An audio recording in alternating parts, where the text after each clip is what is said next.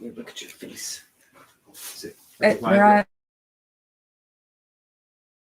like, my face looks, that's how it's going to be.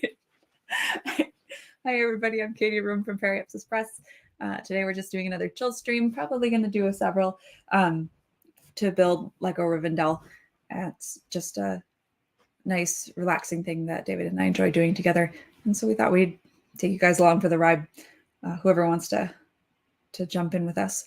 We're starting a bit later. We had some fun out at my sister-in-law's house. So for my birthday, it's my birthday today. So the kids went to bed late is my point. And that's why we're starting a little bit later than we did last time.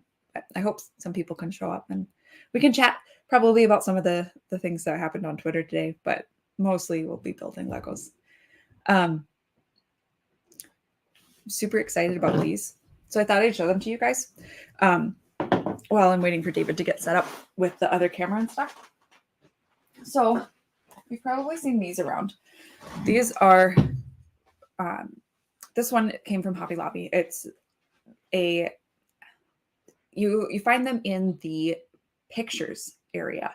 And they work really well for frames that don't have stands or for plates. They work less well for books, and I'll show you why.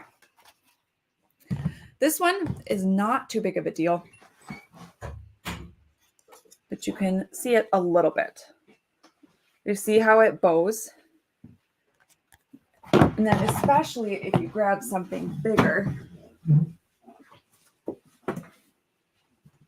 like say Mummy of Monte Cristo,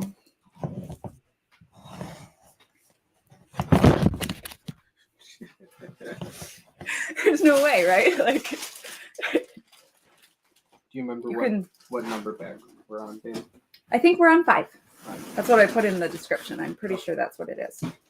You can see there's a wave, a clear wave to this. Not good. We found these at Walmart. And they are just way, get it away from my black shirt here. Simpler in design. Straight. And when this sets on it, it is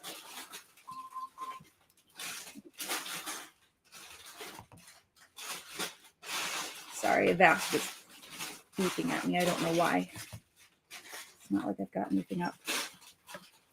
This is really hard to show you guys, but it's it makes this flat surface instead of this curved one. Why is this saying that? Shut up.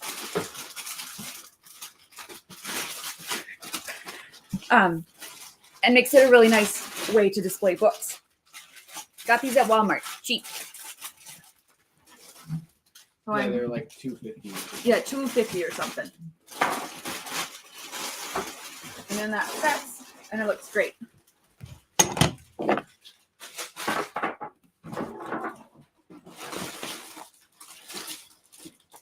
Should already do 5. Maybe. I'll check.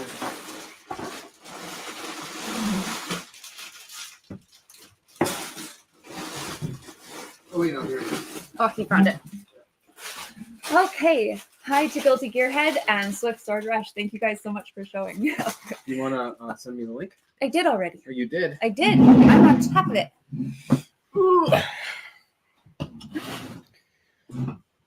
Oh, and you know, you can set that up Yes. for aiming where we're gonna build. Yeah, I just figured I would leave it up so that people weren't staring at a table while I was messing with stuff.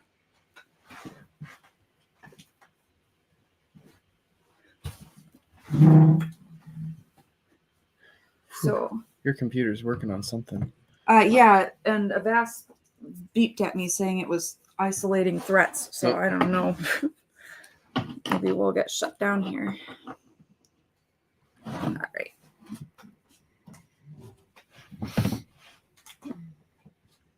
And we'll try to get everything out of the way here so that we're not.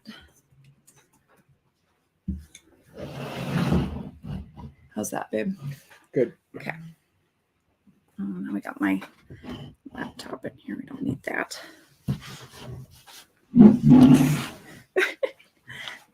Sorry, guys, I'm struggling.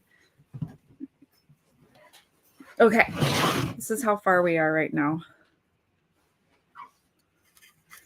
Already have some nice details with these candlestick stands and this really nice little Heidi hole, which doesn't go all the way, just there. Kind of fun. You can see the size of it. It's like, gonna be. This is just the little tiny one piece. The tower at the end of it, and it's very big. Yeah, it's gonna be great.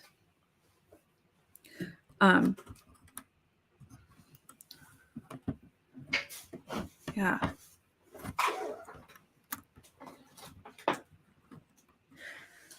This one is the Lego Rivendell. So, the box is massive. It's just make sure I'm telling you guys the right thing here.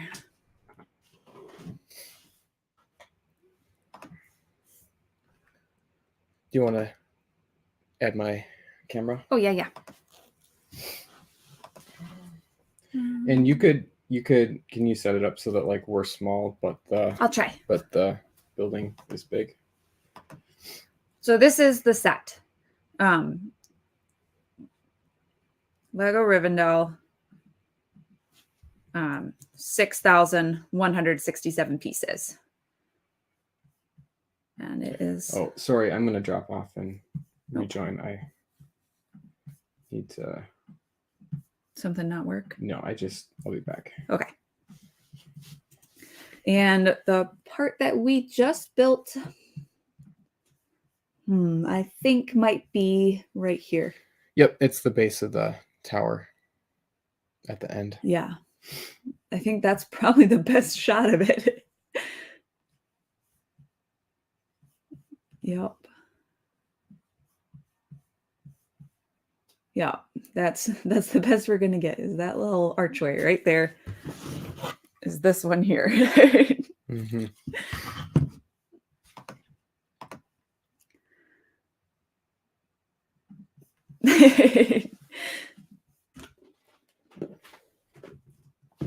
I really enjoy Lego. As long as are you back in? Should I add you? Yeah. Okay. Here we go. Okay.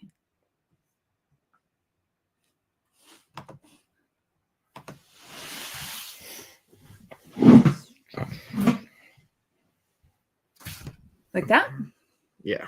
Yeah. I'm gonna tilt this a little Yeah, bit. go for it. I don't mind you messing around with anything you need to. Maybe let's see if I bring this a little bit over here. I think that should still pick us up pretty well. Yeah, let us know if we're too quiet.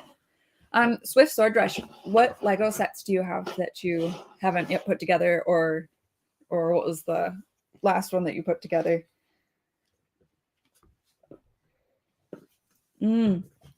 Nice.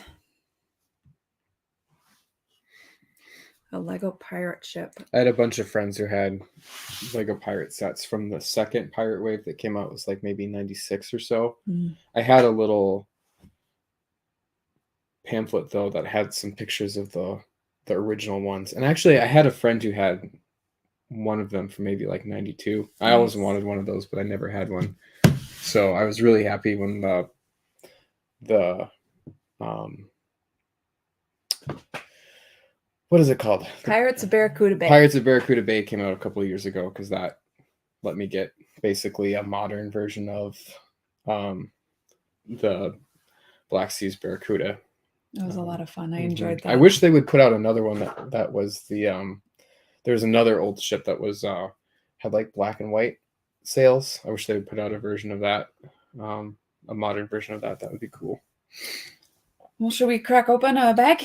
Yeah. Where's the instruction book? Oh. So this set comes with 3 books, and we've made it to page 62 of the first book, which was the first 4 bags. And so we are opening bag 5. today. Looks like we are building some sort of little bed with throw pillows. Yeah. I'm going to start with a bed with throw pillows. I saw a thread that was Oops. a thread on Twitter today that was wondering what the point of throw pillows was. Oh yeah, it was funny because the way I saw that, it was somebody tweeting like, just let her have what she wants. But the guy who made the throw pillow tweet was gay, so See, and I thought it was funny. like the one that I saw was like some woman being like doing like a bit where she posted every day X, or like I only saw one tweet, so it could have just been this one, but it sounded like from the replies that she'd been doing it was like day 11 of being a man. Like, I now no longer understand throw pillows. Oh, That's the one that I saw. okay. But Oh, it could have okay. been fractured. Yeah, out from... it could have been a reference to the original one. Yep. All right. Water here. I'll put this here. Ish. Is that okay? Or is that still? Is that still good? How did we have it last time? I think we had the instruction Over here? somewhere in here. Okay. I think that's okay. This set comes with a lot of figures too, and because it comes with the whole Fellowship, Elrond, Gimli. Oh, babe, Yes. Can you adjust the camera brightness again? Oh. Yeah. Did it reset? Well, we should check because it just flew out there. Oh. Oh, nice. He has Skull's Eye Schooner. Oh, nice. So Skull's Eye Schooner is the other, if I remember right, is the other really big old one. Oh. That's the one with the black and white sails I think I was talking about. Oh, and he has the big tree house. Yeah. Oh, I admired that one. I really wish they would do a modern Skull's Eye Schooner because that would be really sick to go with the Barracuda Bay. Yeah, I thought that the treehouse looked like a lot of fun, but I wonder if it wouldn't end up being just a lot of repetition for the tree. Yeah, probably. Still cool. You always want a treehouse as a kid, you know. Color and image. Let's see. Brightness. Does that look? Okay, it is turned down somewhat. Okay. It isn't all the way up, is it? No, it's right in the middle. Okay, yeah. I think we're good then. I think it happens when you lean away. Well, no, see, what's happening is the really bright reflections get blown out and turn yellow. Okay, I'm not sure then. I'll just hide that, and if we want to adjust it later, we can. Let me just check something quick. Okay. If I just look at it. It would be, if we could get this book not right here, that would help. Yeah, sure. Maybe... I don't know, maybe on top of my... Yeah, like how when you're building it, you can have it over there. When I'm building it, I'll rest it over on my... How did we do this last time? Well, you can look and see. I mean, the video's there. Yeah, I suppose. I think it really doesn't, the camera really doesn't play nice. You could try turning it down, see it flashes. Oh, yeah. You could try turning it down a little bit more. I think overall it's fine. I think passing this back and forth is going to be... Yeah, I think overall it's fine. It's just at certain times when it auto adjusts. To do this right, we would just want to set it up so that it doesn't auto expose. Yeah. Yeah, those Swift Sword Rush, those I think the hotel is one of those modular buildings, right? Those look really cool, and if we had like a Lego city, I would definitely be buying those.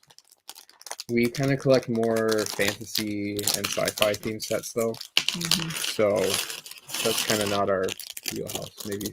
Maybe someday. Yeah. If we get a bigger house in real life, I'll have room for an actual Lego room, and we can. I always thought it'd be fun to do a Lego City layout, like with the train and different stuff. Yeah, that would be cool. Okay, did you want to All right. go first? Sure.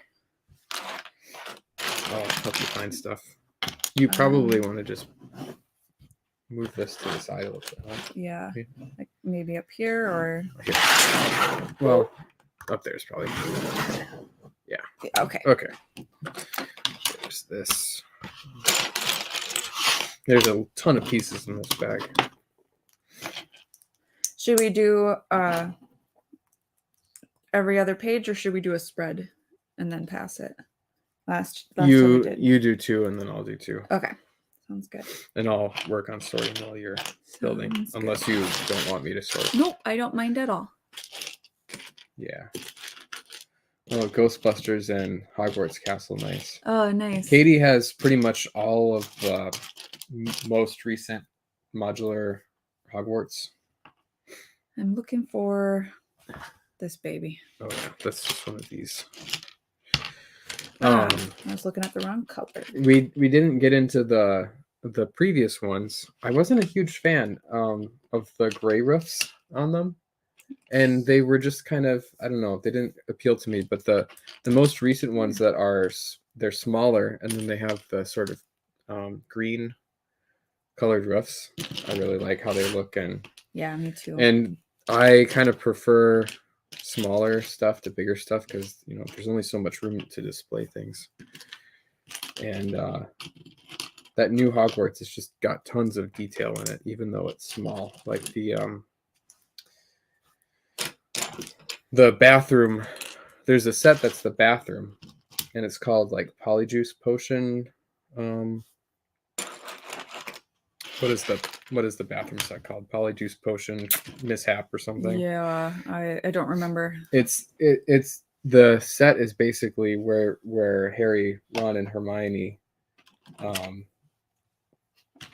do the Polyjuice Potion, and it's like a $20 set, and it comes with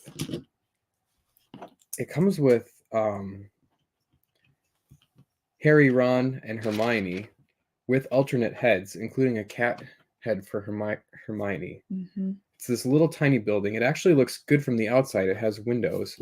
And then the sink opens up so that when you put it with the big set, it actually connects into the Chamber of Secrets. You're really having trouble, aren't you? I am. I'm looking for these smooth. Okay, you just gotta. The smooth. Yeah, they're right here. See?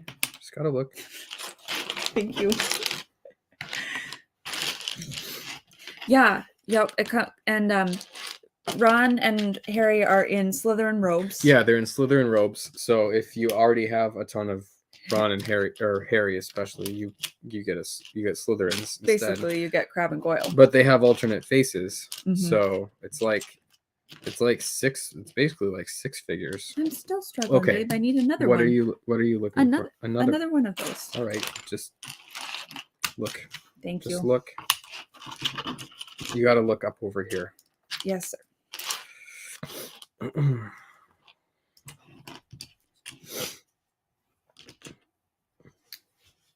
Oh, there's Patrick and Doug Wise. Hi. Thank you guys for coming.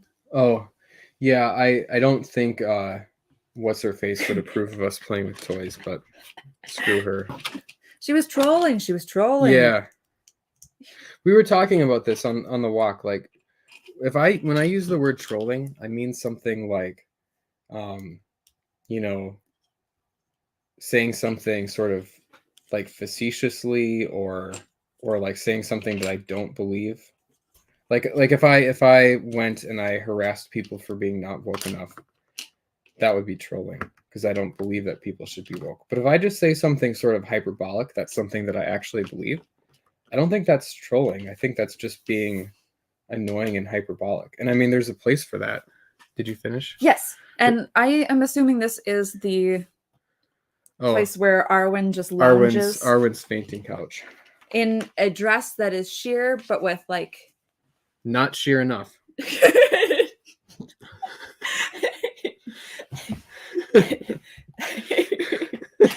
I was in high school. There were hot photos of Arwen going around on Twitter the other day. Were there? Yeah. Maybe it was Maybe today. it was connected to Or it that was Who Was Your just- First Crush. Or it was just one, and then I looked up a bunch more. I remember being scandalized by that dress and be like, why is this even in here? I didn't even notice it, and I was like the right age when it came out where I would have really noticed that stuff. No. Hi to the ultimate kahuna. She needs to be Ed Sheeran. Nice. It looks like we're building a bookshelf. Ooh. Yeah, so this is awesome. It's like sideways construction that's going to use a lot of small pieces, and there's some new pieces here. This is nice. I'm interested to see how it goes together because I just did the Dumbledore's office Hogwarts set, and that has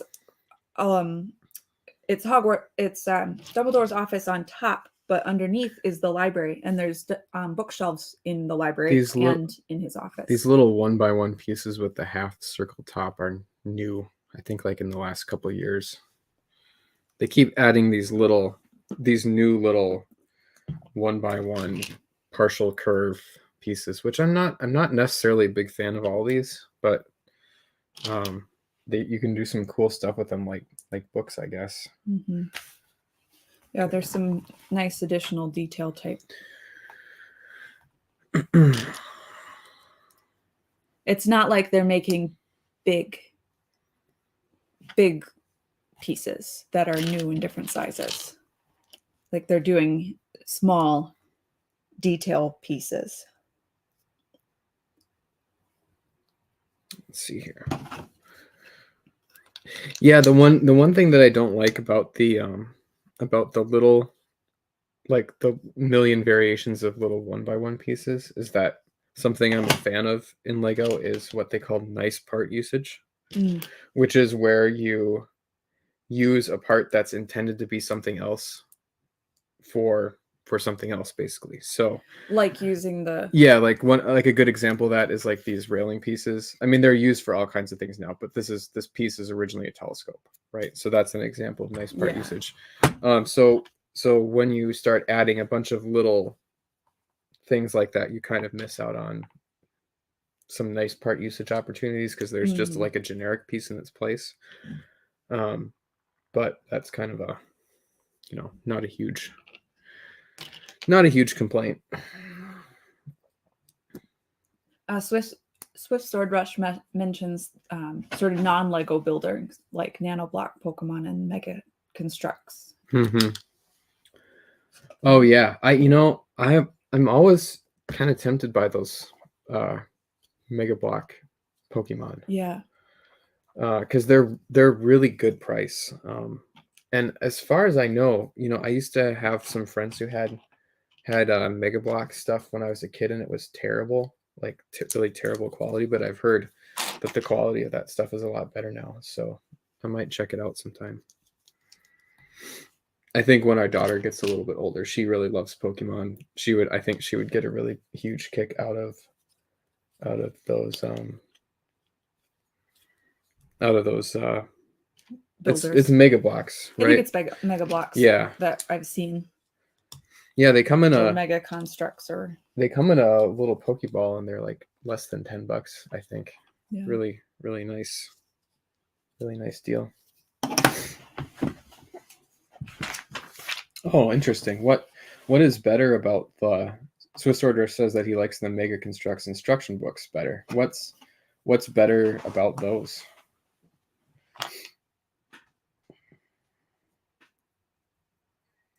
I know Lego's changed a little bit over the years. The new ones are better than the old ones because they're sort of more clear about what pieces you need on each page. I think when I was a kid, they just showed an image of the set with the next piece on. Sometimes it would have arrows, sometimes it wouldn't. Do you think this is this bright blue? No, it's pale. Like it's pale. I used a pale blue one in mine. Like that color. Yeah. Right there. I'll try to flip more of these over. That just looks gray. Is it? No, it's blue. Okay. Here, compare it with actual gray. See? Oh. Okay.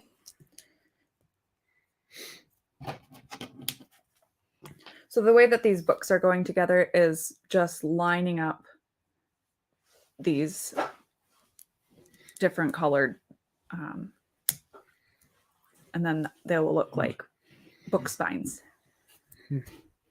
Oh, that's kind of an interesting point, Swiss Sword Rush. So does Mega?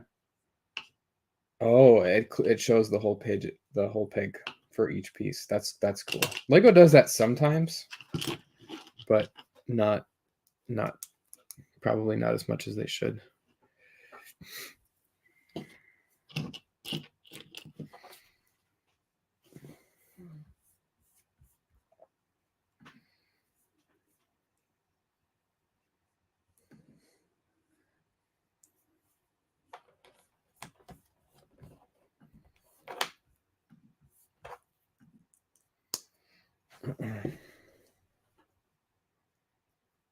Yeah, I'm glad that there are competitors to Lego.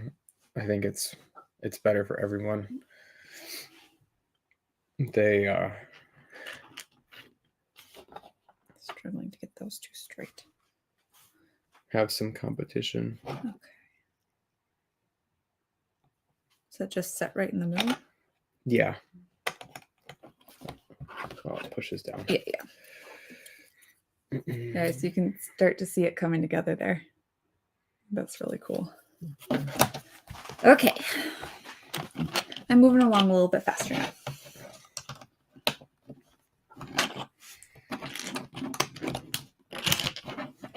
Then let's start lining up these statues. Okay. The set has a whole ton of minifigures, and then in addition to the actual characters, there's a whole bunch of minifigures that are statues around the base of the tower. And Lego minifigures are kind of more expensive by piece than a lot of other Lego parts because they have printing and multiple assembly and stuff. Babe, I need 10 of these. Yep, they're right here, babe. Okay. Swiss Sword Rush says Mega Constructs also gives the extra step to have peg holes colored different colors if two separate pieces are supposed to be placed right next to each other in the same step. So it's very clear. That's cool.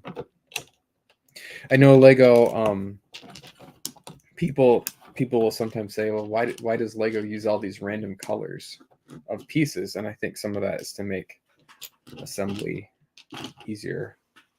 But sometimes they go the opposite way where they will just reuse the same color to save on having different number of different pieces in the set. So I think it's a trade-off. Yeah, okay. So it's not I hear you. It's not the piece color that's different, but just in the instruction book they color the studs. That makes sense. Guilty Gearhead says, I kind of miss building this stuff. Last set I got was maybe when I was 12. Do you remember what set that was? Or like what kind of thing that you built?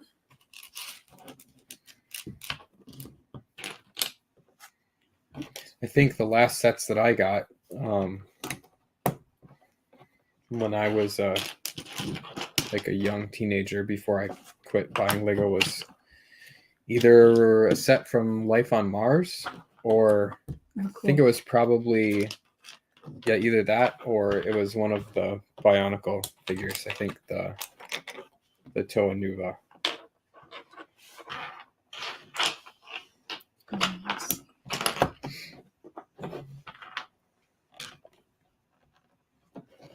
Did you just go on to the... No, you're still you're still on the same page. I'm sorry. There's a lot of these. These are hard. I don't like them.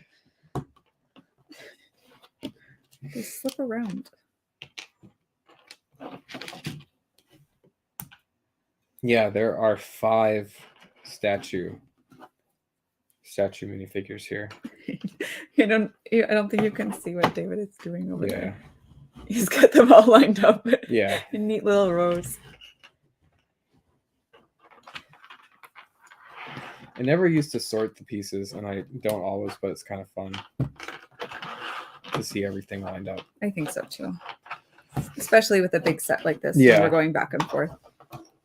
Kind of, it makes it easy to find stuff. And it makes it easier to see like just how much stuff you're getting. You know, like this bag 5. I mean, there's a ton of small pieces, a ton of big pieces. I mean, like a bag like this, I mean, with basically 5 minifigures in it. I mean, it's kind of insane. You would not see anything like this in a smaller set. All right, there's our bookcase. Swiss Sword Rush is a chaotic builder. All right, and I guess this is sliding in here. Oh, that's cool. Wow. Now you've done it. What did I do? Did I put it in upside? I did. I put it in upside down. Let me fix that for you. This wasn't And thinking. it doesn't slide in the top like that. It slides in the front. Yes, like sir. that. I get it now. Yeah. Okay. Is it supposed to? It's going to have something that goes on top to hold it in. Okay. If you're wondering if it's going to tip out. It because it doesn't. Does it set? Oh, yeah. Oh, no. It sticks down. Okay. Yeah. Because I was building it upside down. That's why Okay. I was confused, guys. It's not my fault. All right. Okay, it's your turn. What? Nothing. It's just like here's Yeah. the whole page is just The one whole big page, yeah. piece. Okay. And then we've got 3 going across the top. So Guilty Gear had said he thinks it was the EXO force sets. Oh yeah, those were a little after my time, but I know a lot of people like those. Those were the ones that had the kind of anime style figures, right? Yeah, he said right after that it was Yeah. more anime. That's kind of, there was those, and there was a series that they did for the Clone Wars cartoon where the minifigures had like the cartoony faces. And they haven't really done anything like that since, as far as I know. That's interesting. Mm-hmm. I know it's kind of a source of consternation for Lego Star Wars fans because there are certain figures that for a while like only existed as a Clone Wars figure. So, Oh no. so you could either not have them or you could only have the cartoony faced one.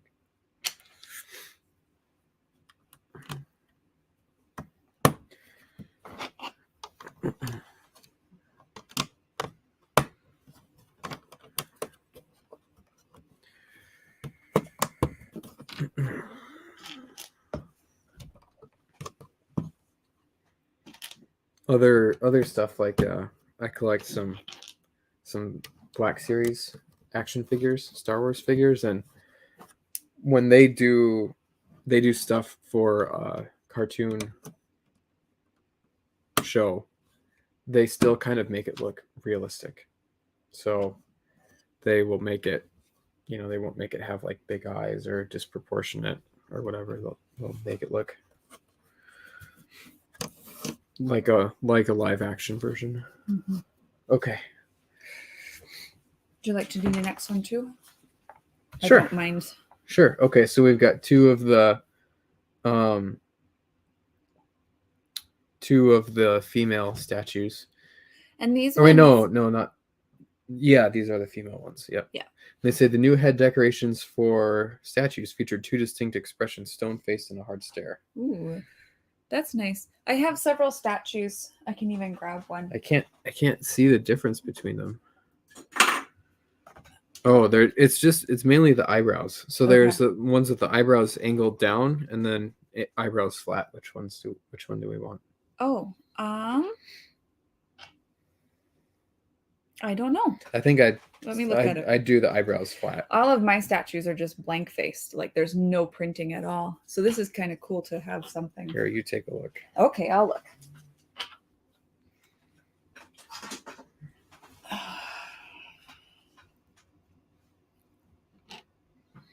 I think the stony faced looks more effeminate. So let's put the stony faced one and then the hard stare on the So which one do you want? no one that's not frowning. Okay, you want that one to be the girls. Yeah. Well, are these girls? So they want this hairpiece for these. I mean, they're wearing skirts, I guess. Well, everybody Who is. can tell? Who knows? I don't know. Elves.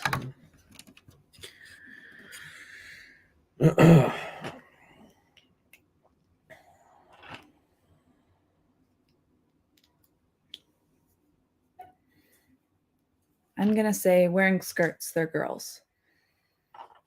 But then I don't know. I don't know. it could be an instruction misprint too. That happens sometimes. All right, you want to start on that one? Sure.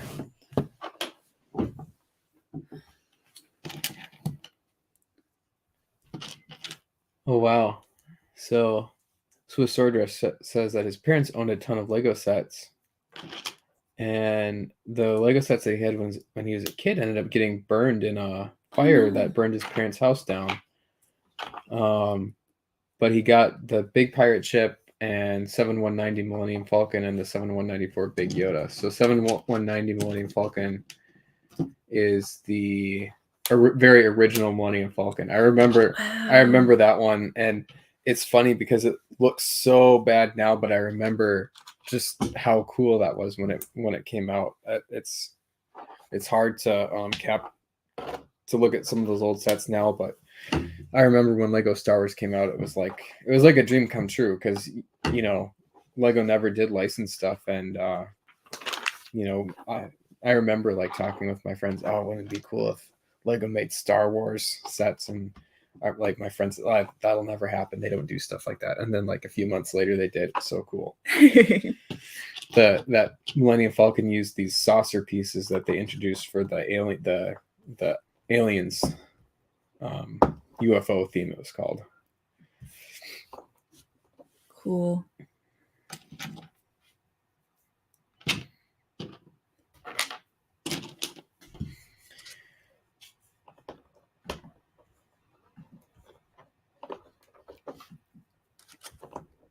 Did you want to talk at all about the Twitter fun? Oh yeah, we could. Let's see here. Can you try scooting that instruction book over a little bit farther? This way? Is that causing glare? Yeah, you can just see. It doesn't have to be completely out of the camera, just as long as there's not, and you can look and see. Like, just as long as there isn't like a big bright spot. Okay. Right. Sorry. Because when there's a big bright spot, that's when it washes everything else out. Yeah.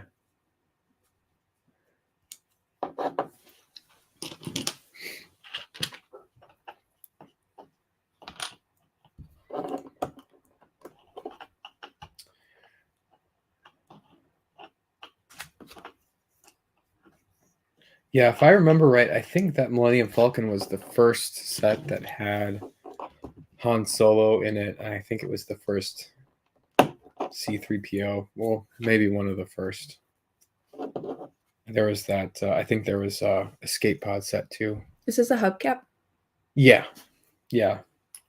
There's some nice part usage, right? Hubcaps for arches.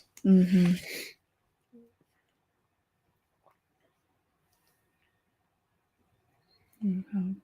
Try to get that out of the shadow there. Yeah. Okay. Then the little person statue with legs. With legs. Yep. Okay. And we're supposed to attach 2 of these to the back of their legs at the bottom and then stick them in the archway. Okay.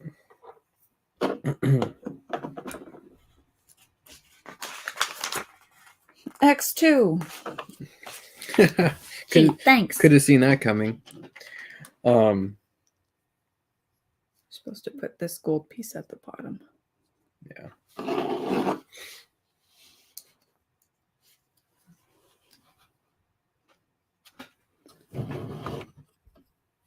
I'm assuming that's supposed to go in that spot.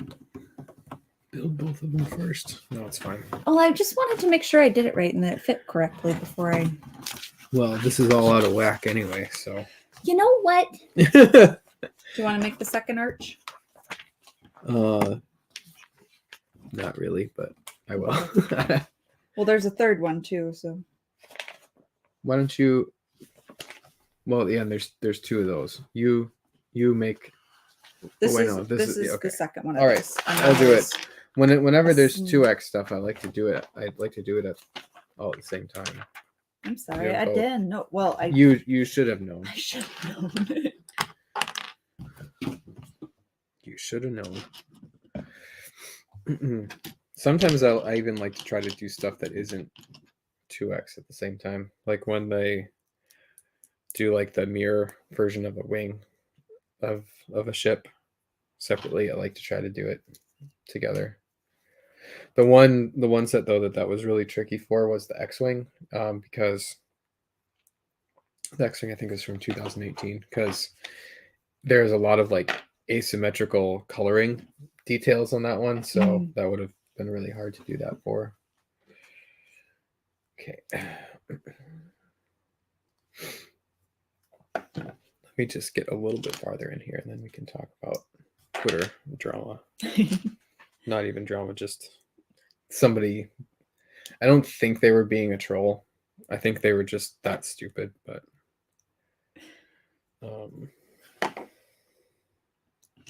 Yeah, I didn't think they were being a troll. I thought they might be exaggerating. yeah, I like to generally take people at what they say. Mm-hmm. So I want to look. I want to look at these instructions because I want to know how these are supposed to set as far as how these pieces are supposed to be angled, like what angle they're supposed to be. But when people say, especially when people who aren't my friends come into my mentions with really like dumb hyperbolic stuff, you know, I'm gonna argue with him a bit. He basically was so I had shared You didn't share the one you shared was not the original lady who said she was trolling. yeah, and I tweeted that one yesterday just with a like a thinking or like a on it.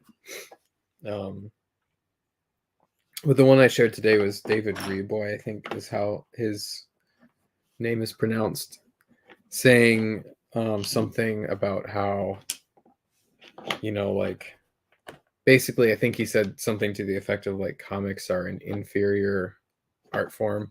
Mm-hmm. I mean, like, I don't really have a problem with people saying like things are for kids or whatever, but when you say, oh, this thing is in inferior form, that kind of bothers me because I really think a lot of that stuff is a matter of taste. I don't think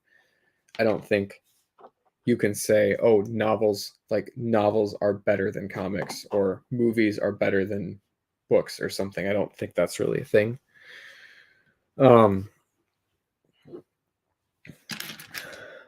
Let's see. Thought you were gonna bring it up. Yeah, yes, that was my intention with when I saw this. So that was the original tweet. That is the context for this. And then this guy came into my comments, who I think is just like friends with one of my friends. So he's just like some rando. And he basically is arguing the same position as David Reboy, which, you know, this tweet is taking off. You know, I think it's got like 60 likes on it now. You know, the tweet's taking off. Tons of people are commenting on it, agreeing about it, and this guy's like the lone voice of dissent. 80 likes. Yeah, okay, it's got 80 now. The lone voice of dissent.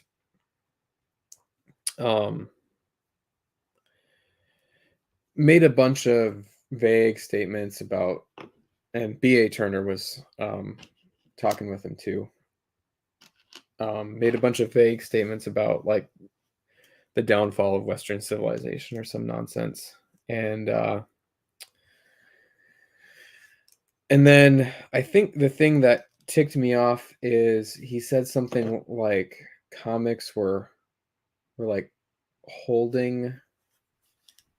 Yeah. So he said comics don't have to be bad. Most are. All of them put a lower top end on human achievement, which is just a stupid thing to say. Like, what does that even mean? And let's see. How does this go on? Oh, it just sets on top there. Okay. So I'm just like, that's just a dumb thing to say. So I told him to go away. And then he starts saying stuff like you haven't read a book that was written more than 500 years ago or something. And You're incapable of reading or understanding a good comic meant for a 10-year-old. They exist. My 10-year-old reads them. I understand what the tool is for. The odds that you've never read a real book are roughly 100%. Yeah. And you know, of course I've read books that were written more than 100 years ago, right? I'm a Christian. I've read the Bible. I've read a lot of the Bible more than once, you know. I've read Beowulf. I've read Aesop's Fables. I've read some Gnostic Gospels. I've read some Aquinas and Augustine, not a ton. I mean, I'm not like a super well-read person, but just the idea that, okay, someone disagrees with you about indie comics, so you just accuse them of not ever having read an old book is just so ridiculous. And I didn't want to give him the pleasure of like just actually naming books, because, you know, if you come in and accuse me of somebody, have the little gold piece on the bottom. You come in and accuse somebody of where's the little gold piece go? Okay. You come in and accuse somebody of like never having read a book. You don't get to just demand that they prove to you that they read the book, right? That's not how that works. Wait a second. What'd you do? Yeah, it is. You got it. But he's hovering off the. Oh. What happened? Put up the. Oh, I missed a plate. Oh.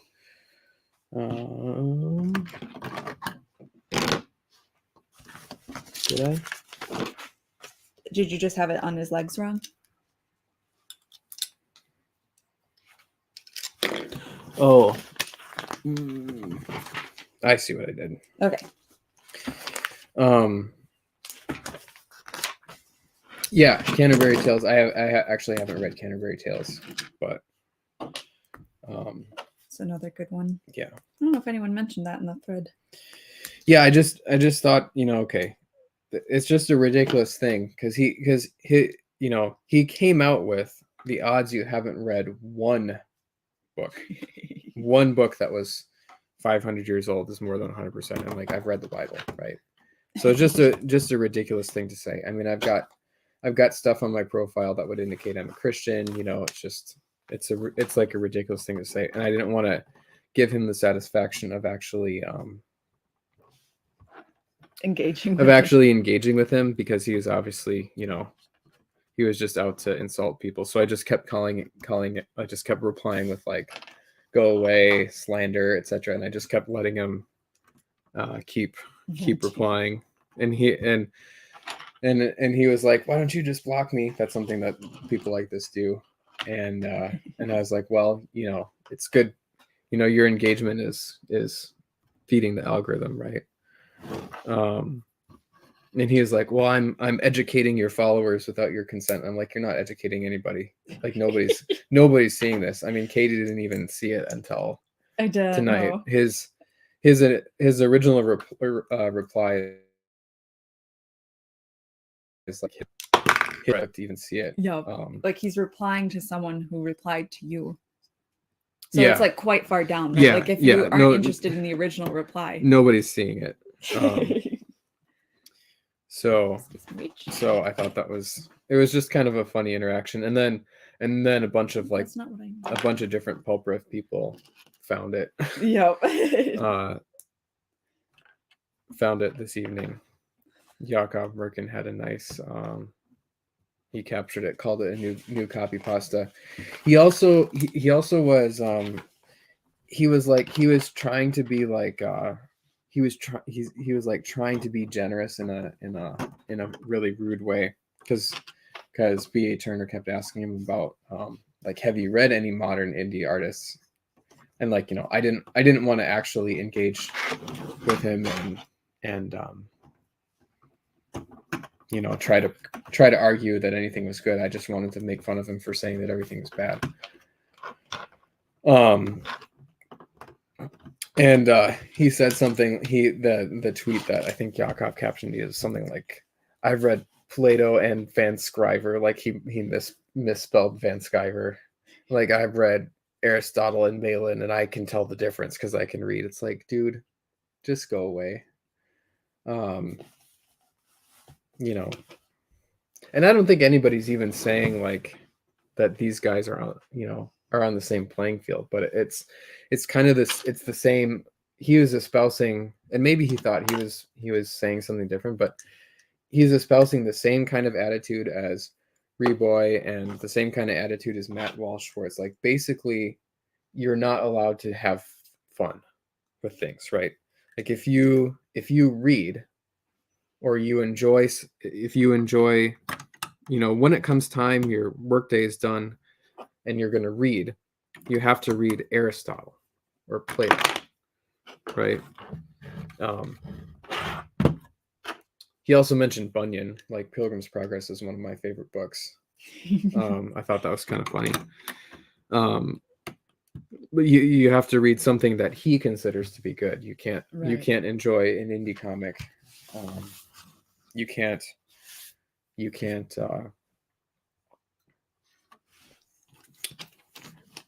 and he's the arbiter of that, right? He gets to decide what you should spend your free time reading. Yeah.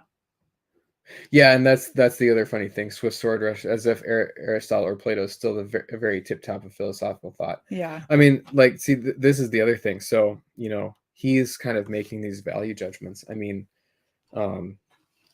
if I thought Aristotle or Plato was really important for me to read, I would read it.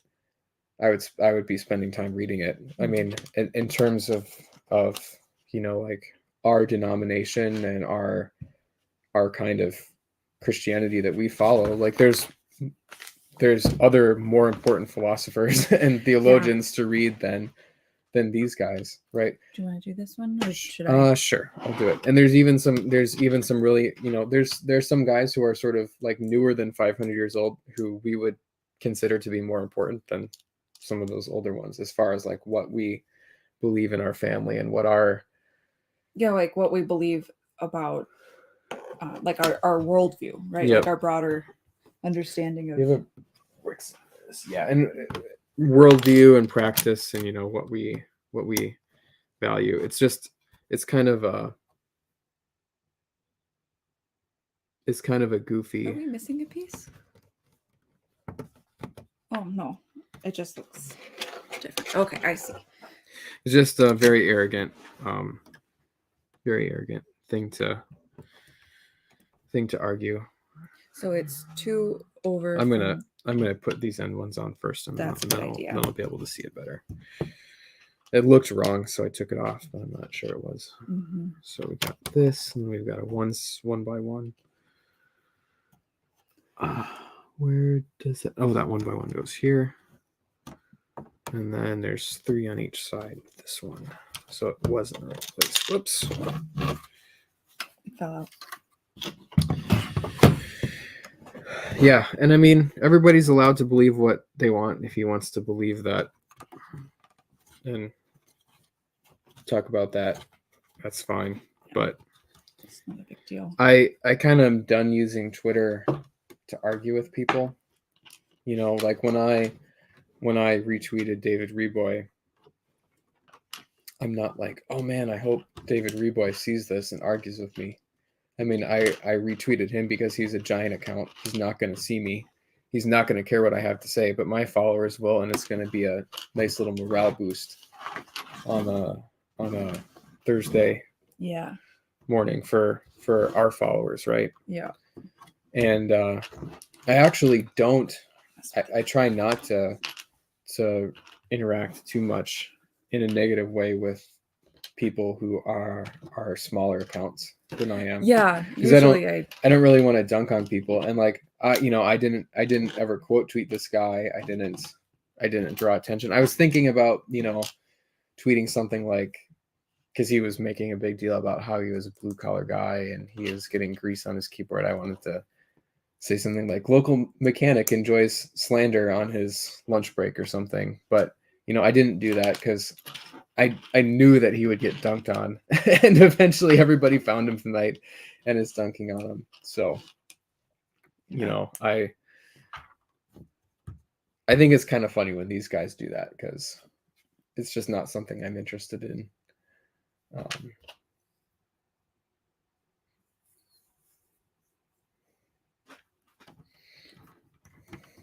Just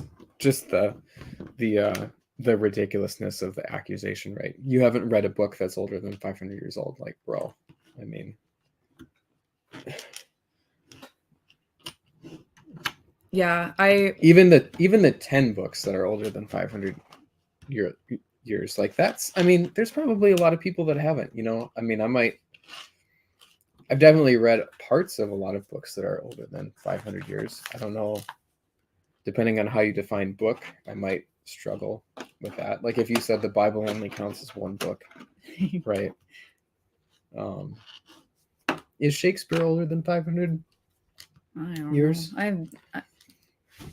I am not a history person. Dates do not stick in my head, no matter how hard I try.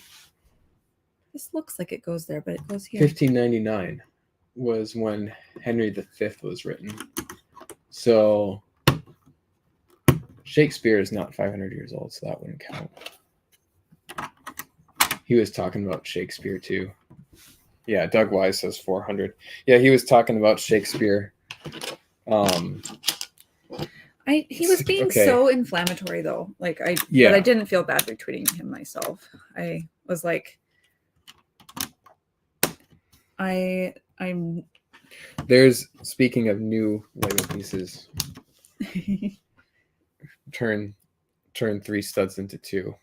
That's didn't have those when I was a kid. I don't think. Oh, so you're doing a bunch of plating. Yeah. Plating off. This is really cool how these beams are done with brown. Yeah, that's nice. So when you look in here, you're going to see the wooden beams.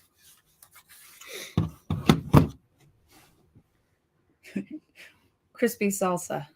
The yellow ones taste the best.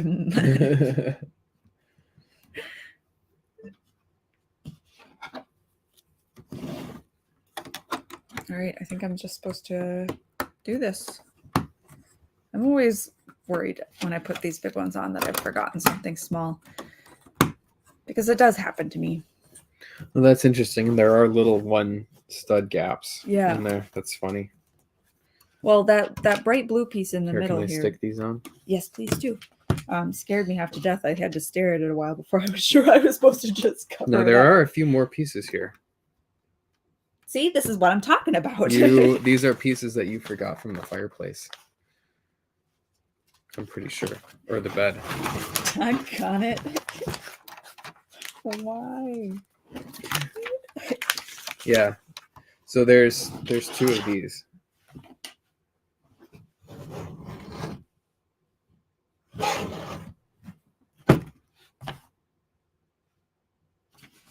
Here they are.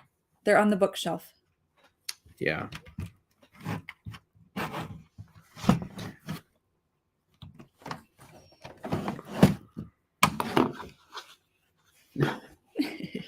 Oh, just on the bottom. Just like on that. the bottom. Wait, is that how they are? No. The other way. Other way. Oh, So that's interesting. So the bottom part of the bookcase sticks Yeah. out farther. There. Just the bookcase. And then these are, I'm pretty sure, are leftovers. Extras. Okay. Well, that's not always extra. What? Katie, what are you doing? Oh, is it something on top here maybe? Uh-oh.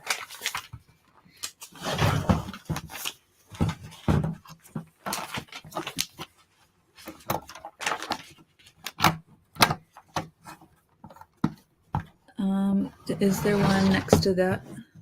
Nope. Yeah. Yeah, there is. Yep. Maybe like here or something.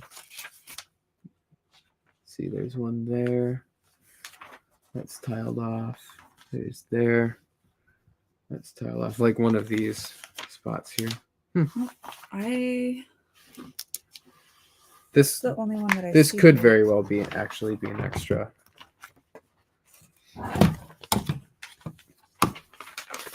Doug Wise was trying to figure out the intention of the two semi-hidden yellow pieces. Was that in the bookshelf? Do you know what Doug is talking about? No, I thought he was talking about these. Oh, yeah. Or Yeah. I don't know. I don't know what those are going to be either. Sometimes they just put different color pieces like that just as a marker.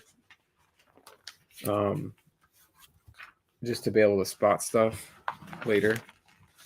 Okay, I'm fairly confident that that's an extra piece. Yeah, I think you're right. I've gone through this whole thing and there's only that one. Yeah, and that we tiled off from this bag.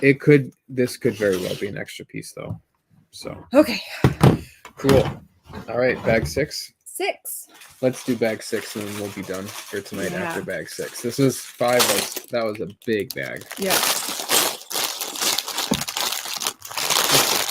Gotta drink some water here. You want to get that? And if you can, try to keep the glare I'm sorry. off.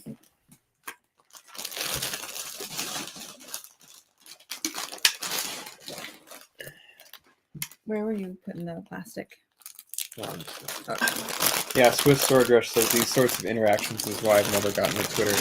You know, to be honest, I think if you don't seek them out,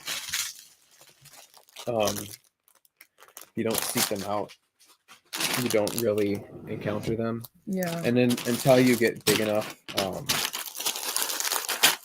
or until a much larger account retweets you or suddenly something. does pay attention when you weren't expecting them to. Yeah, but even then, I mean, worst comes worst, you can just ignore them. I thought about just ignoring this guy, but sometimes when I see obvious engagement, I like to feed the fire a little bit. It's not always the most pleasant thing to do, but we are trying to actually, sort of build our platform on Twitter just to be able to promote things that we like promote indie books. And, we caused a bit of a kerfuffle a while ago when we said that we weren't in it to make money. And I mean, our primary goal is not to try to make money as indie authors or things. It's just to have fun. Yeah. And to create the things we like and to have an audience for the stuff that we create. And sometimes building that. Oh, we're building another really cool. This is going to take a sticker. Oh yeah. This is that painting. I want to skip the sticker for right now. I don't know that we're going to be able to. Oh, we can always put it on later. I don't want to futz with the sticker live. Stickers are really stressful to me. So I'd rather not. I don't know about you. I'm fine with it. But I mean, we're going to be covering up the edges, it looks like, so it's not going to be a huge deal if it's a little crooked. Oh yeah. Well, I guess we can try it. So we're going to be building up all Oh, around yeah. it, and then we're going to be going across with these. Oh, there's still a border. It's You fine. always do it really well, It's so fine. I'm not too Yeah, worried, but- I'll do it. I'll do it. Okay. Who wants to? Do you want to start? Sure, I don't mind either way. I'll start for you. But... Yeah, Twitter is really fun. Guilty Gearhead. It's really fun just for sharing stuff with people. I think if you are like an indie artist or indie author, it's probably one of the best ways to get eyes on your work, and also to just find like-minded people. I mean, you can also find non-like-minded people, but there's nothing quite like Twitter for actually talking with people about stuff. And well, that's why we sometimes do lean into these kinds of conversations, because then it's a way for us to find people who do agree with us about stuff and who care about the same sorts of things. Yeah, the idea isn't to like try to change people's minds. It's to find like-minded people. And I think having that attitude has been really, really profitable in terms of building a Twitter audience. I mean, it's fun just to be at the point now where, you know, when we want to build some Lego, we can start a live stream and have a little chat with a few people while we do it, right? I mean, that will not happen without some effort. I mean, thank you guys for coming. But, yes, thank you. But this is, you know,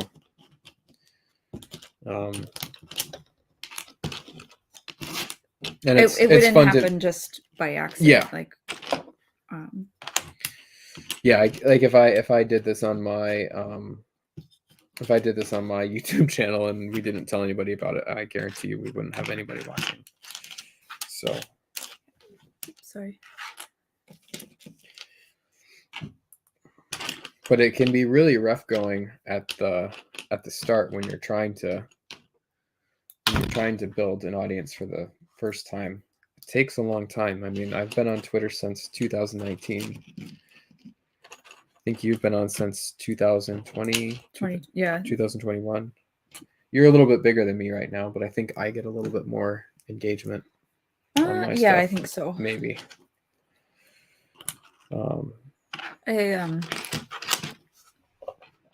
have a lot of random indie authors who follow you, don't interact.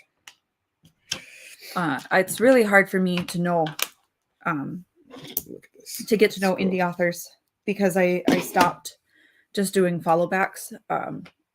Maybe a year ago, I was like, I can't.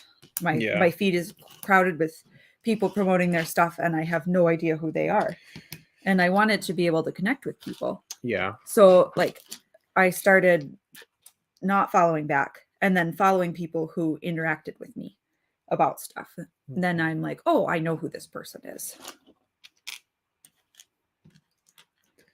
Swift Sword Rush. So do you you say you don't usually have people watching you stream, but you don't stream to make money. It's just something for fun. What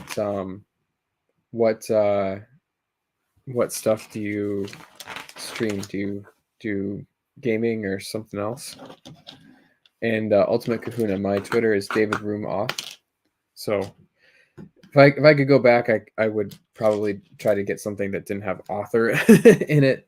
But yeah, it's David Room Off. And yeah, I got it because I was promoting a book that I wrote. But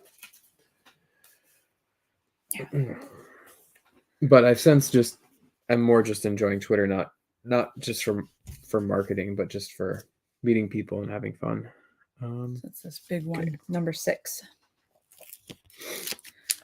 So stickers are the most annoying part of modern Lego, but one trick is if you peel them off and then like stick them onto the sheet like this, and I'll probably then you can control a little bit better how they go on, and you can give it a couple tries to line them up. Oh, he did Magic the Gathering. Oh, cool. Oh, fun.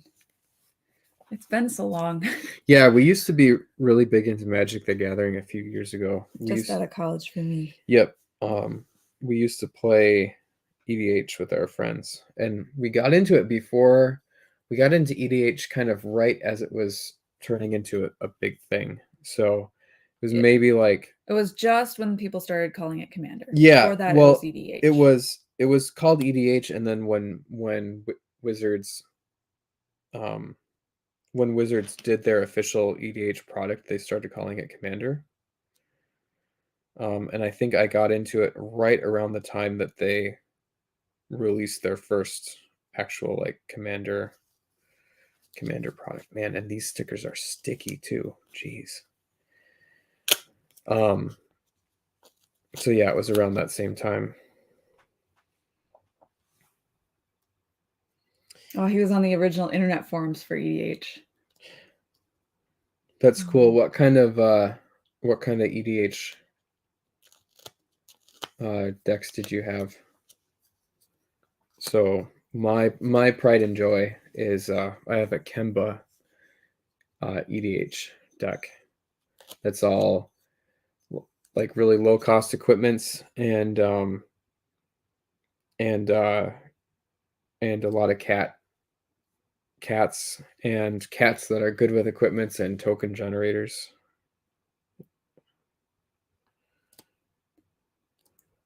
You helped me build a dragon's deck. Who was my J? Something J. My commander. Joyra. Yep. So Katie's good one is Joyra of the Gitu. It's like a red blue. Basically, like you make a pipeline of like giant creatures that phase in, and then you can like remove counters off of them to get them to phase in faster. Yeah. Yep. So like she has all of like the really high mana cost big blue like Leviathans and stuff because they don't end up costing that much. Because they just cost whatever Joyra's tap cost was. Mm-hmm. And then they would suspend for 4 turns. Yeah. Something like that, but you could remove counters with other cards. Yep. I would regularly win in multiplayer. Yep. Because I would have nothing on my board, and all of the boys would feel bad for me, so they wouldn't attack me. They'd attack each other, and then I would roll out. It's a really powerful deck because by the time it actually goes off, you can also just hard cast. You can also just hard cast stuff because like late in the game, you have like a ton of mana out, a ton of mana available, and then you're not drawing these random little creatures. You're drawing these gigantic creatures that you can just hard cast. Yeah. Oh wow! So he says that he still has around 100 EDH decks. Wow. Nice. Yeah, my friend built a ton of them. We only had a couple each. Yeah. But they're pretty pimped out. My Kemba deck especially has like pretty much a lot of almost all of the stuff that you would want in a deck like that. I never got the swords, like Sword of Feast and Famine and Sword of Fire and Ice and stuff. Oh yeah, I remember. But those. I had a lot of really expensive cards in there, like Stoneforge Mystic and Enlightened Tutor and all that kind of stuff. Guilty Gear had to quit because he got addicted. Yeah, Magic is pretty addictive. I remember when I was in the thick of it, I thought about it all the time. Mm-hmm. And Doug Wise says he's never played MTG. At one point, he thought it meant Magic the Game. Magic the Game, yes. Just like looking at the card art. I actually collect basic lands because I like the art. And I got the sleeves, not the sleeves, the binders. The binders. She got the 4x3. Yep, so that I can lay them across, right? 4 islands, then, or wait, does it? No, it starts with plains, 4 plains, 4 islands, 4 swamps, 4 mountains, and 4 forests. That's the order for almost all of them. And for the older ones, with not digital art. I won't say not art, because some of the digital art is just fantastic, but some of the actual old stuff with pastels or with oils, they're just so beautiful. Part of the reason why I kind of lost interest in magic is because they kind of wrecked the art, in my opinion. Like around what was it called? Theros, and then Theros was kind of bad, and then I'm not a big fan of like Greek mythology, so Theros didn't really appeal to me too much anyway. And then Khans of Tarkir got really bad in my opinion. Just all the art looked the same. What I really liked about the older stuff was that there's such a big variety of I think this looks pretty good, babe. Yeah, nice I mean, job. it's not perfectly aligned side to side, but I think that looks pretty good though. I can maybe pull it a little bit. Oh, I hate stickers. It's fine. It looks great. And this is the right one, right? It is not that correct. it matters, but yeah, you could have a variety of art. Like in my EDH deck, so I've got the Kemba deck, and then I have I have a mono black Maronar rat deck, and I have basically all of the basic lands. Oh crap, I'm bending the. I want to try to flatten that out. Yeah, I got it. Oh, shucks, this is just not as straight as I wanted it to be. Can I look? You're not going to be able to see it in the set, but it's not misaligned enough to peel off. It's just a tiny bit. I think that looks great. I think I It's might much better than I would have gotten. be able to push it even a little bit. I have like all of the basic lands are different, so they're all unique, and they all look so. There's like such a huge range of styles. This was back before they started doing full art all the time, so some of them are full art, some of them are not. Some of them really look like paintings, some look really abstract. Yeah. And I feel like they just really lost something when they started trying to make all of the art look the same, because that was, for me, that was a lot of the appeal. I never really cared about the actual lore. I just thought the art was cool, and the names were cool, and the flavor text was cool. And I didn't feel the need to understand any more about it. But it definitely got a lot less interesting for me when they started unifying the art. Yeah, me too. And I didn't like the new card frames either. That sounds like a silly thing to quit collecting over, but I just really liked how the not the original card frames, but the frames that they had until, what was it, Khans of Tarkir or the next set or whatever. Like when they started doing the little foil stamp on rares and stuff too, I just thought they looked dumb. I thought the new font was dumb. They just didn't look they just didn't look like something I wanted to buy. I didn't feel the same way about them as I did about the older stuff. Ugh, that makes me sad. The Ultimate Kahuna said he never played it, but he was big into Yu-Gi-Oh. Yeah, my friend who got me into Magic, I think he did play a little bit of Yu-Gi-Oh. And we watched a few episodes of the TV show together just for fun. We were like, this was like after college and stuff, so we were kind of laughing at it, but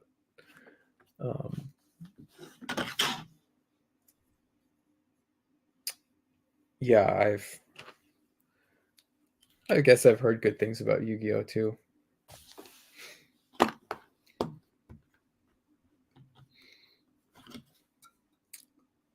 Oh, nice.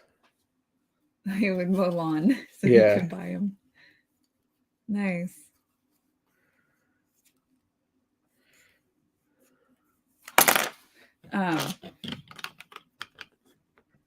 Guilty Gear had mentioned that his parents didn't want to get into Yu-Gi-Oh, although he watched the show. I actually remember as a kid, and I had to be younger than 8 because it was at the old house, sitting at the kitchen table with my parents and with another pair of adults that I believe were someone from our church, but I don't remember. And the adults were having a conversation about the threat that Pokemon posed. And as a kid, it was just something that my neighbors watched, right? And I'm sure they had cards too, right? They were boys. But like Pokemon is so tame and so nice. It's like, I feel like, I don't know, about the worst thing that you could say about Pokemon is like psychic Pokemon or ghost Pokemon or Yeah. something. I mean, I know people like tried to say you were controlling evil spirits or something, but if you watch the show, they're literally just the animals of the world, right? They're like, instead of birds, they have Pidgeys. It's like, it's not an evil spirit. You're just you're just collecting bugs, right? I mean, that's what it was based on, is like the idea of collecting bugs. I don't know if my parents bought into it or not, but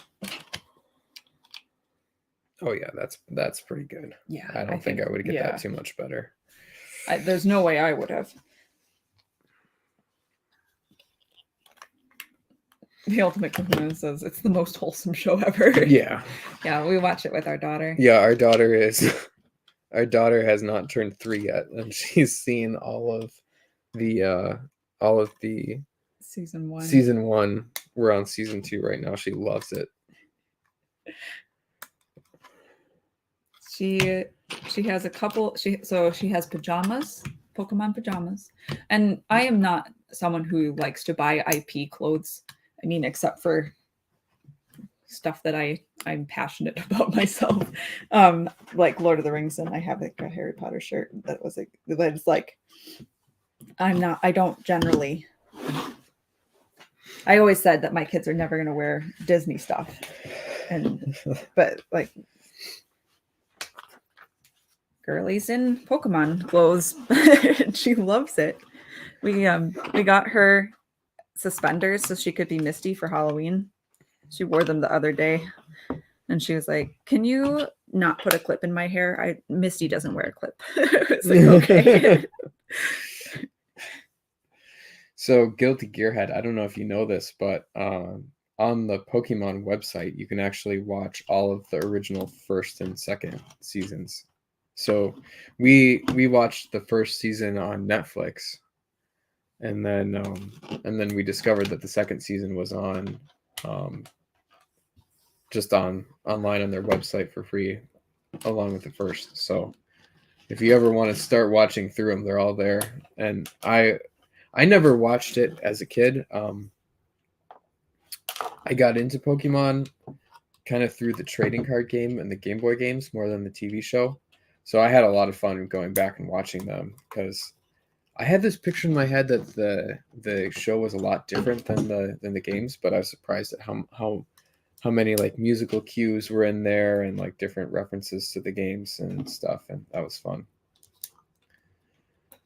Yeah, they've also put out the first couple seasons on Blu-ray, and I think they're pretty reasonably priced too. But yeah, I mean, you can just watch them on the website.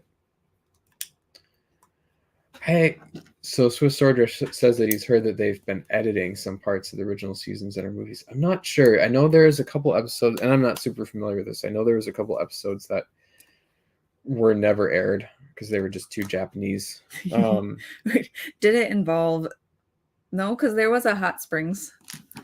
Yeah, I don't know about other edits too much. What One of did you those do? is crooked and it's bothering me. So you just gotta get in there like this, or here like this.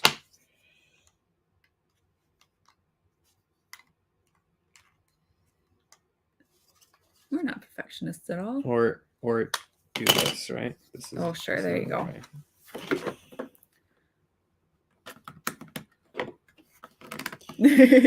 Yes. The Oh, now I'm not going to remember the word for it. Basically a rice.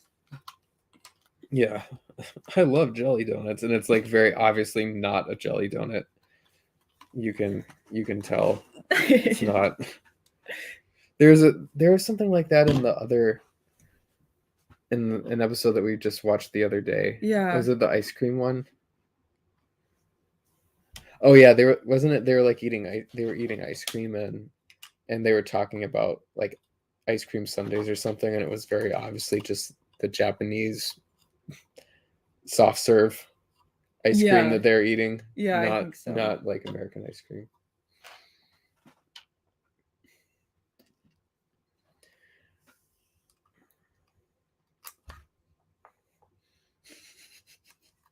Just take it easy. Where did it go? I thought I saw it. Another one? Thank you. Oh yeah. The Jinx episode, right? They censored. Yeah. Yeah, I kind of think the same way about Jinx as like when people say orcs are racist, because it's like that's not what it is. Not what it's supposed to be. Mm-hmm. And then the seizure episode, that one, I bet a lot of people have heard of, even if they're not familiar with the show. Are you familiar with that, babe? Mm-mm. So there was an episode, I think it was called Electric Warrior Porygon. There's a Pokemon called Porygon that's like a polygonal 3D model duck. And the episode, like they go into cyberspace or something, and there's like all this flat, like whole screen flashing. Oh. And some kid had a seizure in Japan or something, I think. Oh no. Yeah.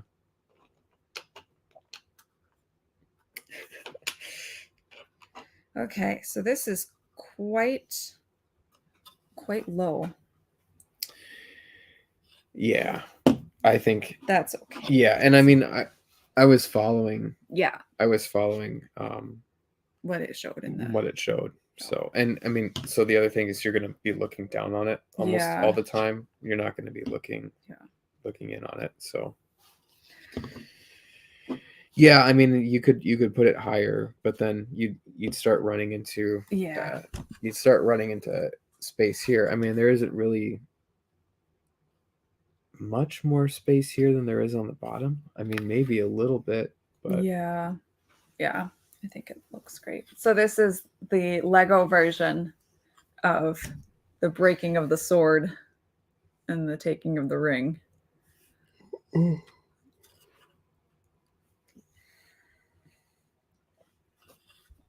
right. Yeah, that's too bad. Should have built this first and then kind of stuck it in there and looked at how it would have fallen. But it's okay. I don't know. Like, there's not too much more room there. Yeah, I think it's fine.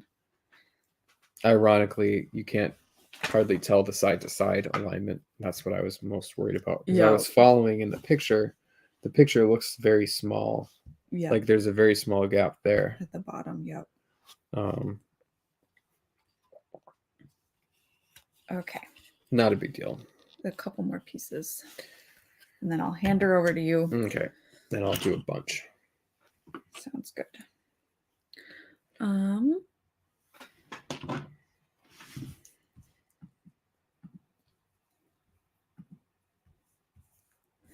There were some hypnosis episodes that I thought were freaky, but I don't know. Our daughter's too young to be afraid of, I guess.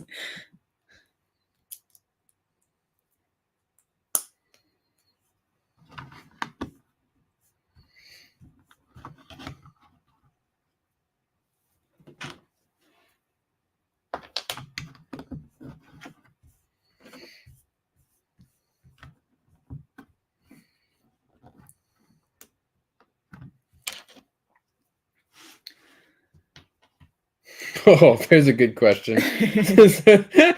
What are some changes the Lord of the Rings movies made from the books that you think were positive? Well, I definitely think that they made a lot of changes that made them better movies than Yeah. if you had just filmed the books like scene for scene. Yeah.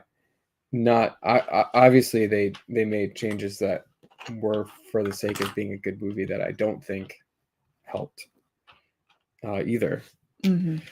But let's lay out right away that we think that the theatrical versions yep. tend to be better movies. Yeah, there was a cool series of threads on Twitter somebody was doing where they were showing some of the differences, and there's actually a lot of really cool stuff in the extended edition of The Fellowship that is good in my opinion. But I think especially the other two movies, a lot of the extended edition stuff is just kind of silly and doesn't really add a lot. But okay, some changes that I think were good. I like how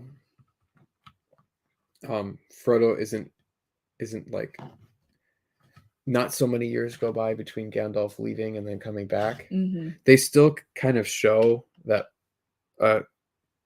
amount of time has gone by as much as you can because they show Gandalf going to Minas Tirith, Mm-hmm. But you get the impression that it's more like weeks instead of years. Yeah. And I think that kind of makes more sense for a movie.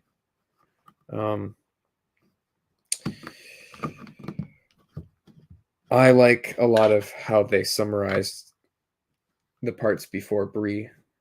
I think I like Tom Bombadil, but I think it makes sense that they didn't put him in the movie. Mm-hmm. I think the whole Borrowites thing is really confusing, and I don't know how much it would have really added to the movie because it doesn't really have a whole lot to do with the rest of the story. I think they did a really nice job with the Council of Elrond. Mm-hmm. Because in the books it is a lot. Mm-hmm. And it's a lot of people telling sort of related stories. Mm-hmm. And they were able to make it less like a giant info dump and more like this dynamic conversation that was going on with emotions and with cutscenes to show the action that occurred Mm-hmm. that these people are talking about. I think those were all. They did a good job explaining.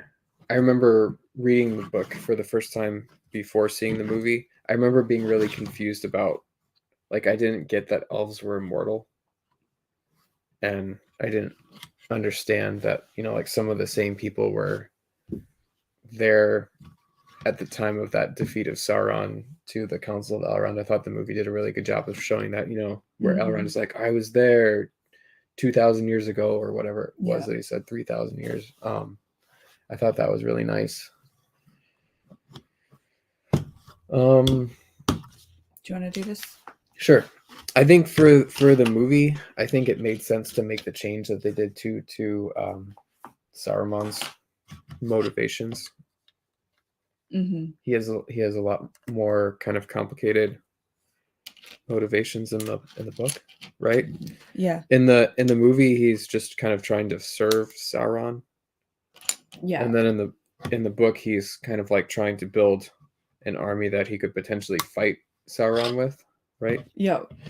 And I think that, for a movie, that would have just been kind of confusing. Yeah, that nuances.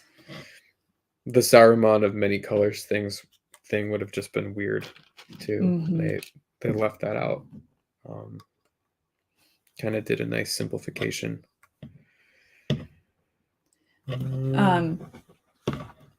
So Swift Sword Rush agrees that it makes sense for the movie not to have Tom. Ultimate Kahuna says that he really appreciates Aragorn's relationship with Arwen. And I think that was well and tastefully done. Because in the books, it's it's like implied. not even talked yeah. about at all. Yeah. But I think it is nice. Yeah. I like it too. Well, and it explains things better, like the whole like her potentially giving up her immortality or whatever. It's like you just don't understand that in the books at all. And Doug Wise points out that implying that Isildur was the last king instead of there being like another great chunk of Gondor history is a useful movie shortcut for explaining and setting up the setting. Okay, next page. I think that's it. Nope. Oh no, it's not. We still have all these pieces. Oh my gosh. We got to finish this up so we can go to bed. Yes, sir. Oh, interesting. So Alistair says, I think in general, Ralph Bakshi was a more faithful adaptation, but Peter Jackson was better as a film. That's really interesting. So I've only seen the Bakshi one once, and I had really mixed feelings about it. So there are parts that I really, really like. And some of the parts that I like best out of the Peter Jackson Lord of the Rings are an homage to specific things that the Bakshi version does. But there's just so much that's lost in it. Like there's practically nothing in the Shire.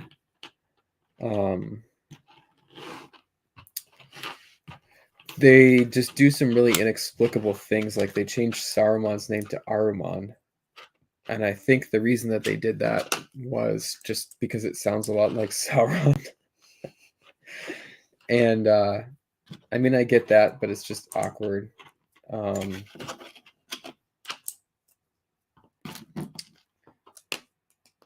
Yeah, I don't know.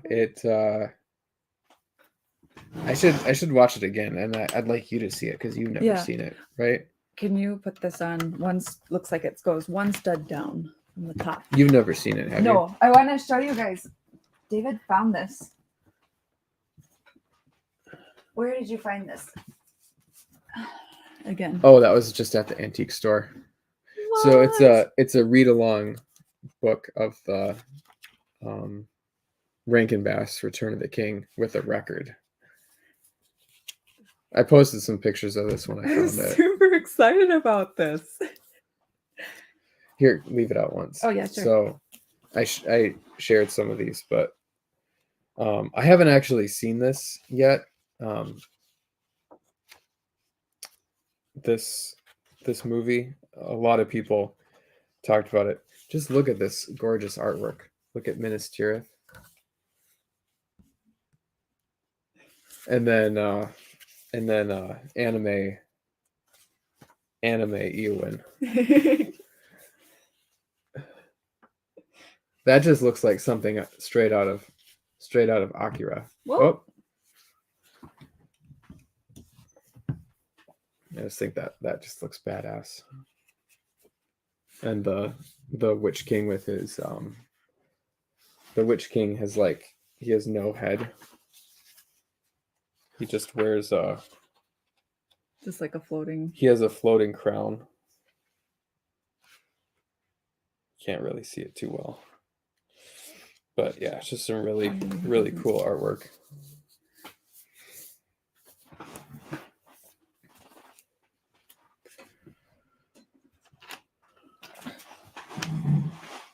Yeah, Bakshi's cleaved more closely to Tolkien's original drawings. Yeah, it definitely has that kind of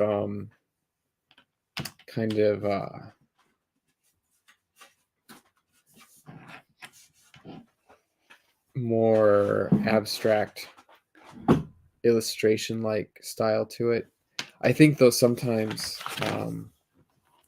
some parts of it, in my opinion, just didn't look very good at all. Like the stuff in the Shire, I was really unimpressed with a lot of the backgrounds. Do you want to do this side and I'll do this side? Sure, but I would like to see it again because I I watched it on probably a not very good quality rip that someone posted to YouTube.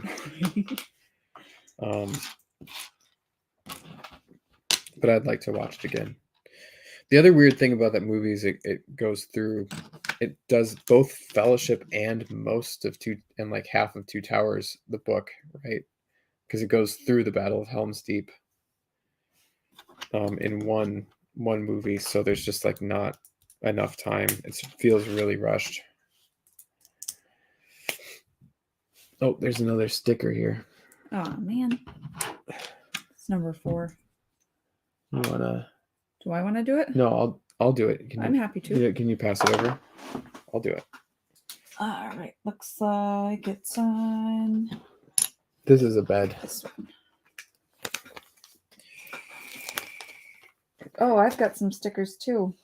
Ah. The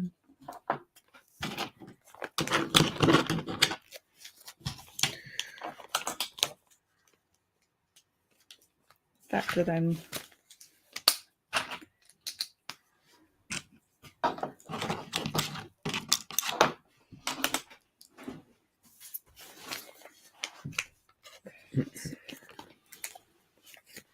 People are talking about the portrayal of Faramir. oh.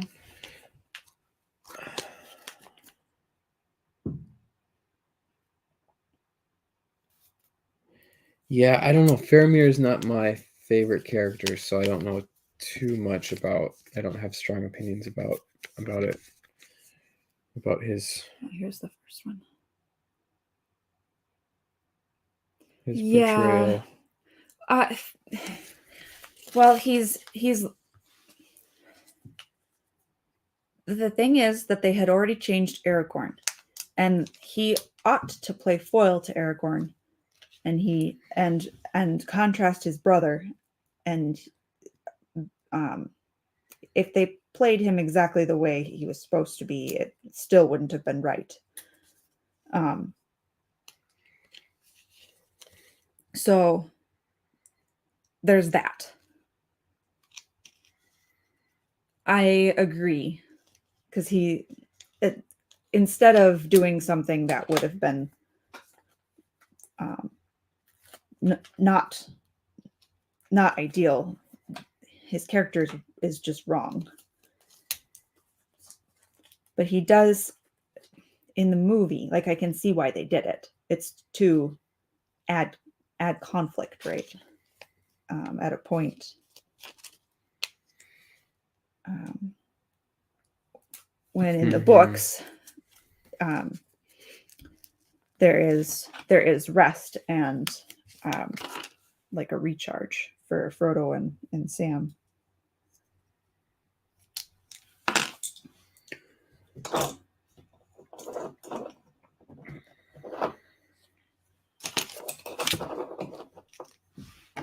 All right, there's that.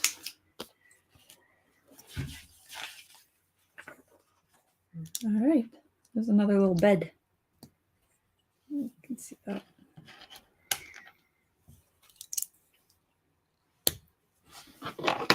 Almost done with this one.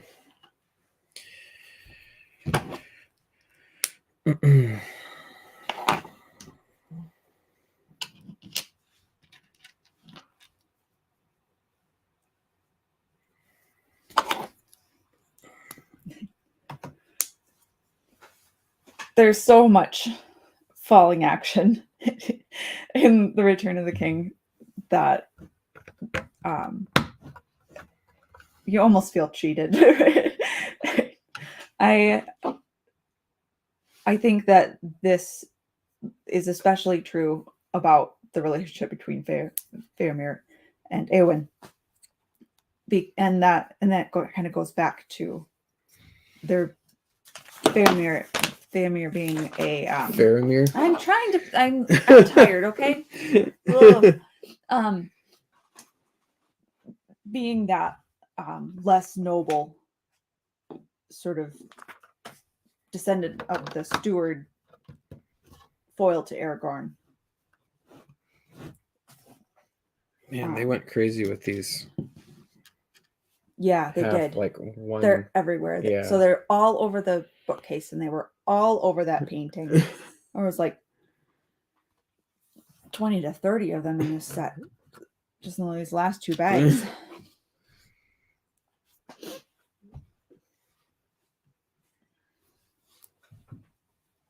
Oh yeah. Wait until you get in to the roof. Yeah, we're aware of the roof. I just think some of these I was saying earlier, I like modern Lego a lot. I'm not a huge fan of all of these different little 1x1 pieces that they have. Like, does it really add a lot more to have this sort of half circle on one side versus flat on one side piece versus just like a square piece or a round piece? I don't know. But it's fine. I'm not complaining too much.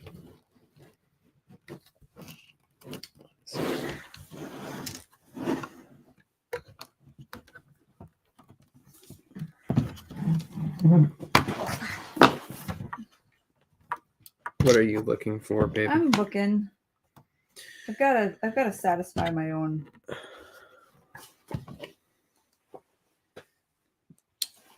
Looking at Faramir. Yes, I'm sorry. It's time for bed.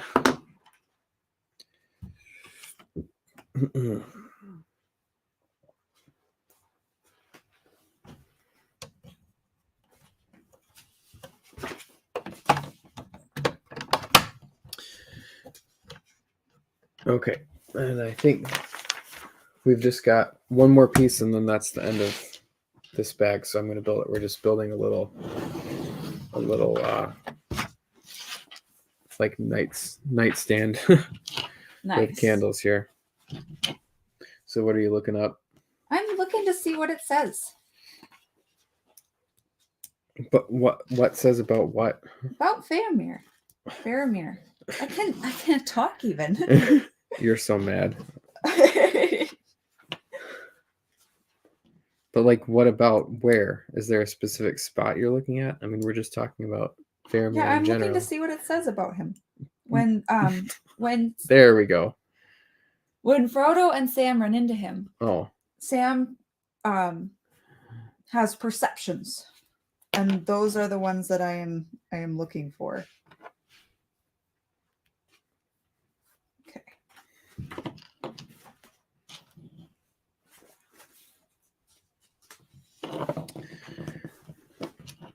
And I think I'm in the wrong book, actually.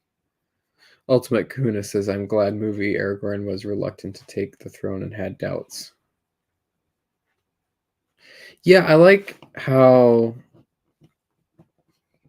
movie Aragorn, he had some reluctance, but he still did the right thing, right? I like characters that do that.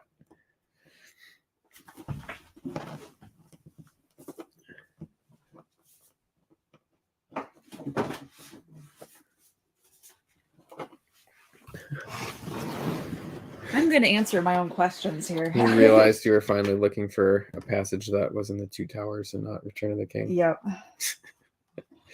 Okay, all right. Well, we're done with bag 6 of 40 something. So for people who aren't familiar with Lego, you can see how much fun and building entertainment you get out of a set the size. We're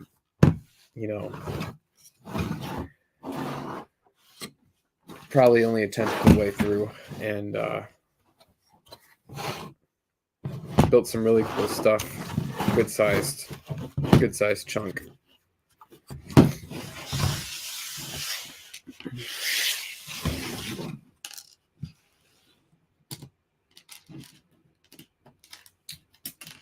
You almost got it there, babe. We should sign off here. Yeah, it's. You can find it and share it next time. Doug Weiss says looks great. Yeah, the bottom part of this tower is really awesome. And I'm curious to see. This guy's popped up.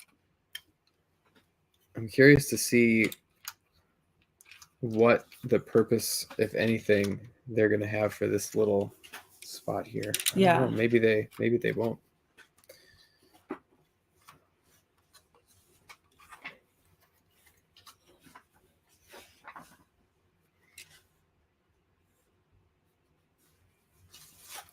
Yeah, one of the things that's really cool about this set is just how big the interior is and yet how accessible it is. So it's just going to be right there in the back of the set. You will be able to look in the side of the set and just see the interior really easy. It really struck me as being well designed that way.